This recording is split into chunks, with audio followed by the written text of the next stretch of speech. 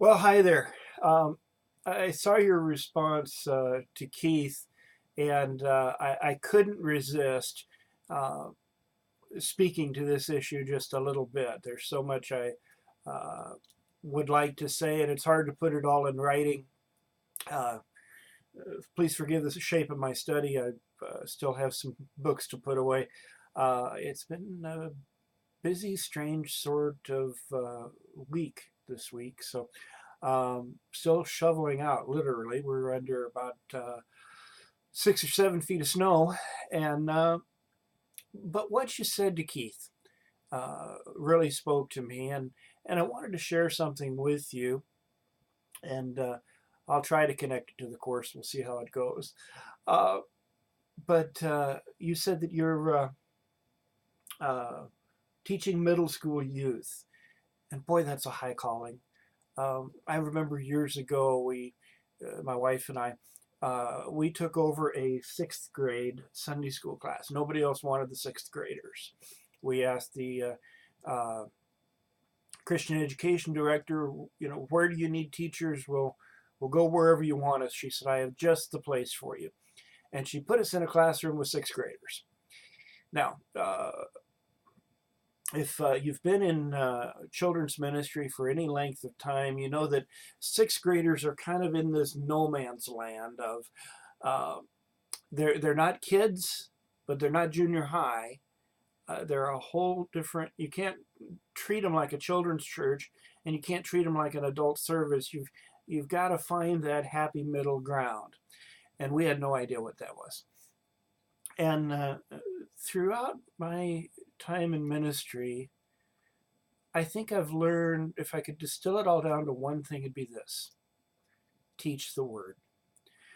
Um, we've done that in children's church through, uh, we would select a group of verses, and we sat down as a group and we came up with, I think, 30 something verses that we wanted the kids to know, that we felt were life type of verses that uh, if they didn't take anything else away from children's church, they would take that.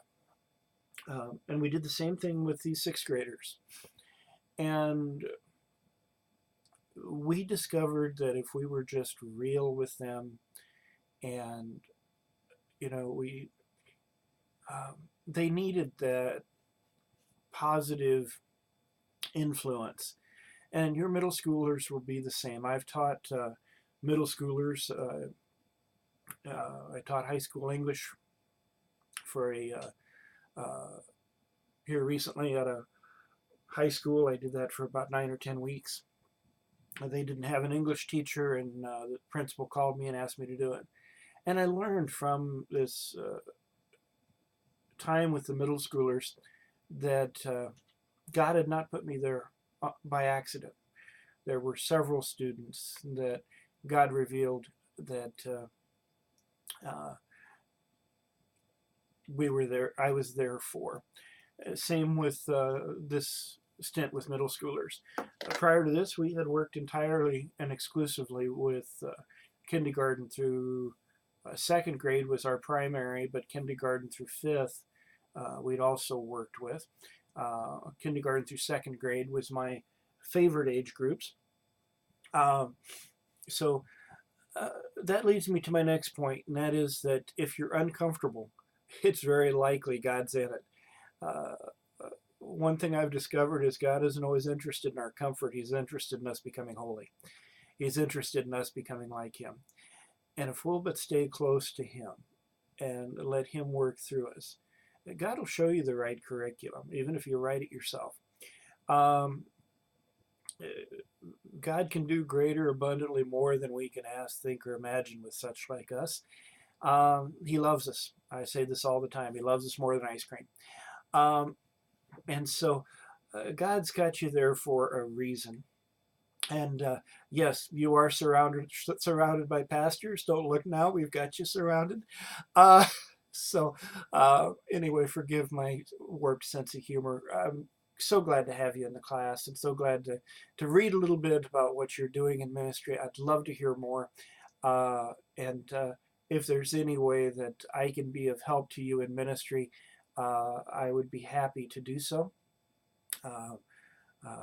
I train pastors, and I am learning myself. So congratulations on the new venture and what God is doing with you and in you and through you.